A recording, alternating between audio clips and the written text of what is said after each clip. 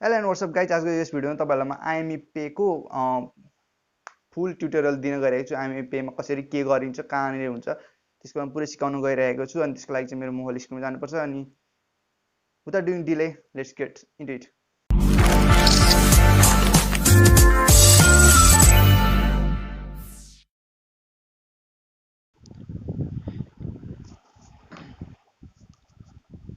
यहाँ रहेछ आइएमई पेको सुरुको फर्स्ट पेज। तपाईँले सुरुमा चाहिँ यहाँनिर आफ्नो प्रोफाइल बनाउनु पर्ने हुन्छ। यसमा चाहिँ अलरेडी मेरो प्रोफाइल बनाइसकेको छु मैले। मेरो जिमेल आइडी प्लस मेरो मोबाइल नम्बर हालेर आइडी बनाइसकेको छु। तपाईँले सुरुमा त्यहाँ मोबाइल नम्बर अनि तपाईँलाई त्यहाँ पासवर्ड राख्न आउँछ। अनि तपाईँले हालिसकेपछि एउटा कन्फर्मेसन कोड पठाउनुपर्छ तपाईँको नम्बरमा। अनि त्यो कन्फर्मेसन नोट त्यहाँ कन्फर्मेसनमा हालेपछि तपाईँको आइडी बन्छ। अनि रहेको छ तपाईँको आइडी त बनिसक्यो। आइडी बनेपछि तपाईँले केवाइसी भर्नुपर्ने हुन्छ एउटा। हो त्यो भरेपछि तपाईँले मात्र अनि चाहिँ ट्रान्जेक्सन जतिको पनि ट्रान्जेक्सन गर्न पाउनुहुन्छ। सो त्यो केवाइसी भर्नु होला। यहाँनिर भरिसकेको छ भने यहाँ अप्सनमा देखाउँदैन, यदि भरेको छैन भने त्यहाँ अप्सनमा देखाउँछ केवाइसी फर्म भनेर। हो त्यसमा थिचेपछि त्यहाँनिर सिम्पल केही पनि गर्नु पर्दैन। तपाईँहरूले त्यहाँनिर आफ्नो ब्याङ्क मतलब आफ्नो कुनै पनि लाइसेन्स कि त सिटिजनसिप कार्डको डिटेलहरू त्यहाँ भर्नुपर्ने हुन्छ। प्लस त्यसको फोटो खिचेर अनि एउटा पासपोर्ट साइज फोटोको एउटा फोटो खिचेर हाल्नुपर्ने हुन्छ।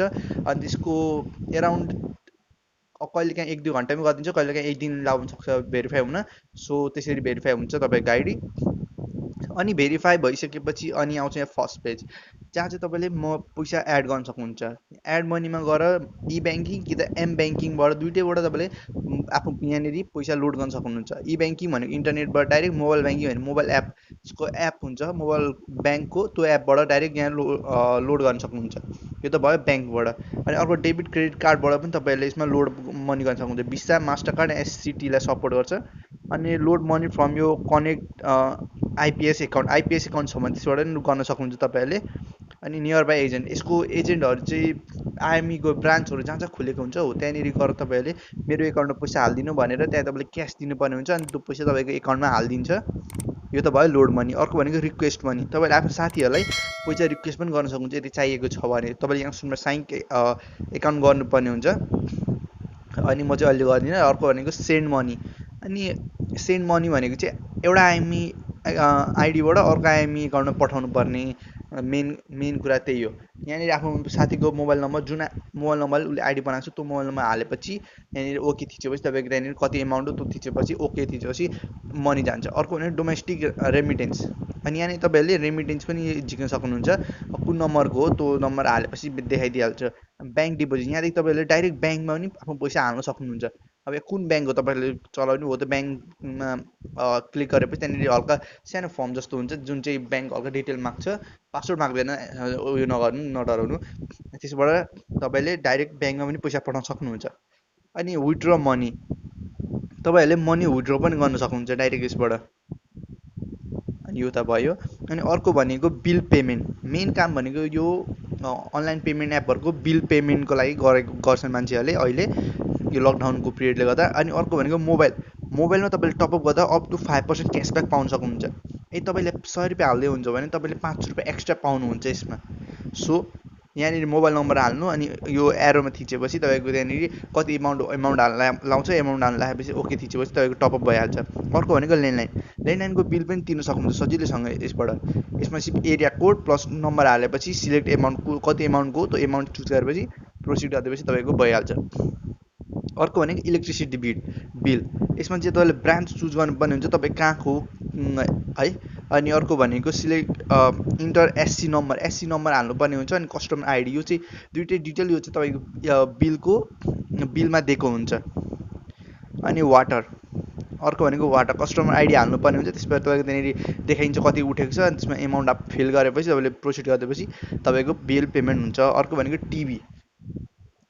अरू टिभी तपाईँ कुन चलाउनुहुन्छ, स्काइनेट, सिम टिभी, मेट्रोलिङ्क टिभी, जुन भए पनि चलाउनुहुन्छ त्यो टिभीमा क्लिक गरेर सपोज क्लियर टिभी तपाईँले युजर नेम, फुल नेम, मोबाइल नम्बर अनि एमाउन्ट हालेपछि प्रोसिड गरिदिएपछि तपाईँको पेमेन्ट भइहाल्छ। अनि अर्को भनेको इन्टरनेट बिल। तपाईँ कुन इन्टरनेट चलाउनुहुन्छ, सपोज म अहिले वर्ल्डिङ चलाएको छु भने वर्ल्डिङमा थिचेपछि युजर नेम हाल्नुपर्छ, युजर नेम हालेपछि त्यहाँ पासवर्ड पासवर्ड चाहिँ हाल्न माग्दैन, सरी युजर नेम हालेपछि त्यहाँनिर कुन प्याकेज हो त्यो देखाइदिइहाल्छ, प्याकेज देखाएपछि त्यहाँनिर कुन सर्भिस हो त्यो पनि देखाउँछ, अनि त्यहाँनिर एमाउन्ट कति हो त्यो देखाउँछ, त्यो देखाएपछि त्यहाँनिर मुनि एमाउन्टमा भर्नुपर्छ त्यति एमाउन्ट अनि प्रोसिड गर्दैछ तपाईँको भइहाल्छ।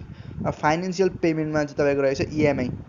अब कुनै पनि चिजको इएमआईमा तपाईँ किन्नु भएको छ भने तपाईँले इएमआई डाइरेक्ट यहाँबाट पनि भर्न सक्नुहुन्छ। अर्को भनेको insurance premium.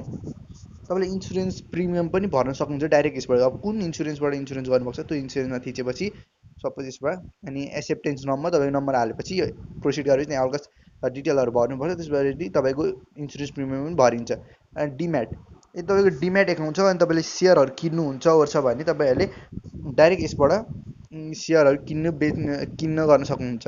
Event and ticketing, यसमा रहेको छ इभेन्ट। अब इभेन्टहरू त अहिले केही पनि छैन, सो अहिले इभेन्टमा केही पनि देखाउँदैन, इभेन्टहरू आयो भने देखाउँछ त्यहाँनिर। अर्को भनेको मुभी टिकटहरू, सिनेमा हल, यो सपोर्टेड सिनेमा हल हो, यो हलमा चाहिँ तपाईँले टिकट डाइरेक्ट यही एपबाट काट्न सक्नुहुन्छ।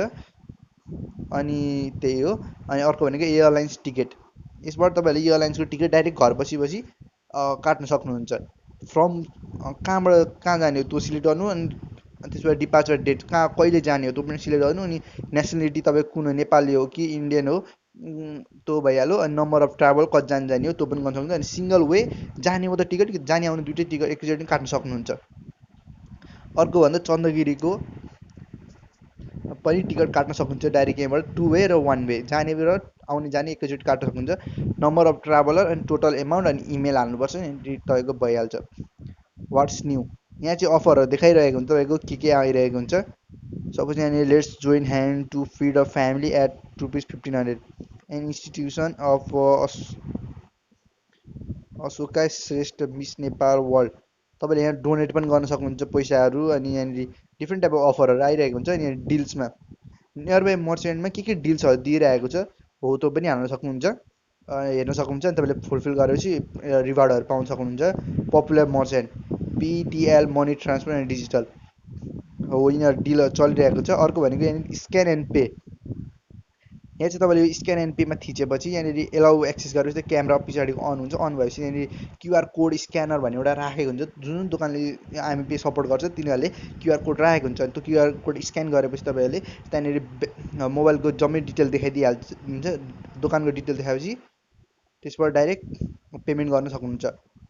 Receive money up to 50% bonus भन्ने दिइरहेको छ अहिले। Send money, track money, find agents, select sender, यो चाहिँ तपाईँहरूले रेमिट्यान्सको बारेमा, तपाईँले रेमिट्यान्स अब जे मनी रिसिभ गर्न चाहनुहुन्छ कि सेन्ड मनी गर्न चाहनुहुन्छ कि यदि मनी पठाएको यदि रिसिभ गर्न आउनुभएको छ भने ट्र्याक मनी, त्यो मनी कतिखेर आइपुग्छ त्यो पनि ट्र्याक गर्न सक्नुहुन्छ। फाइन एजेन्ट, क्यास आउट यो ब्यालेन्स फ्रम नियर बाई, यदि तपाईँको यहाँनिर आइएमई पेमा पैसा छ भने त्यसलाई क्यास निकाल्न चाहनुहुन्छ भने तपाईँको आइएमईको नियर बाई ब्रान्चमा गएर त्यहाँनिर मेरो यो एकाउन्टमा यति पैसा छ, यो मलाई पैसा झिक्नु पऱ्यो भनेपछि त्यहाँनिर अलिकति फर्म भरेपछि तपाईँको पैसा झिकिन्छ। अनि भयो यो भनेको नि प्रोफाइल। अर्को भनेको प्रोफाइल, अनि तपाईँले यहाँनिर विथड्र एड ब्यालेन्स यहाँ दुईवटा अप्सन छ, upgrade to the super wallet, earn interest on यो वालेट ब्यालेन्स टुडे।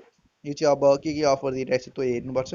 अनि रिवार्ड पोइन्ट भन्दा जतिजना ट्रान्जेक्सन हुन्छ त्यसबाट तपाईँले रिवार्ड पोइन्ट पाइरहनुहुन्छ। अनि रिवार्ड पोइन्ट पाएपछि तपाईँले पछि गएर गिफ्टहरू पाउन सक्नुहुन्छ।